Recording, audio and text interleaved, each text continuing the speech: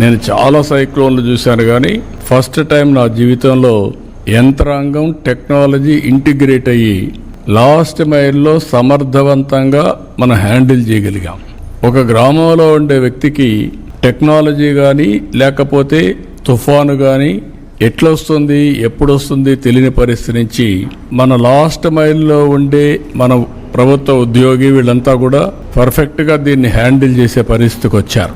దీనివల్ల ఒక మాటలో చెప్పాలంటే పెను ప్రమాదం తప్పింది. ఇది ఒక ప్రూఫ్ ఆఫ్ కాన్సెప్ట్ మాత్రం. ఇంకొక పక్క మీరు ఒకసారి చూస్తే దీనికోసం 602 డ్రోన్స్ పెట్టుకున్నాం.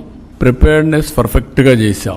ఎక్కడైనా సరే స్టాండర్డ్స్ SOP పెట్టుకొని వీలైనంత వరకు ఎంతవరకు ఇవన్నీ కాపాడగలుగుతామో డ్రోన్ ద్వారా కానీ సెటిలైట్ మ్యాప్లు కానీ లేకుంటే వేరియస్ యాంగిల్స్లో తీసుకొని మనం ముందుకు పోయి కడాన మీరు చూస్తే CCTV కెమెరాలో టౌన్స్లో ఫ్లడ్ మేనేజ్మెంట్ ఏ విధంగా చేయొచ్చునో అనలైజ్ చేసి అలర్ట్స్ పంపించే పరిస్థితికి వచ్చాం. ప్రతి ఒక్క టౌన్లో CCTV కెమెరాలు ఉన్నాయి. అవన్నీ అనలైజ్ చేసుకుంటున్నాం.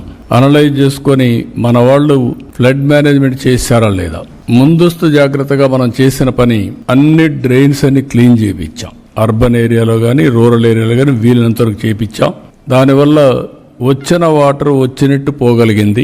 దీనివల్ల కూడా మనకు ఎక్కడ కూడా ఈ యొక్క సబ్మెర్జెన్సీ ఇవన్నీ కూడా చాలా వరకు తగ్గే పరిస్థితికి వచ్చాయి.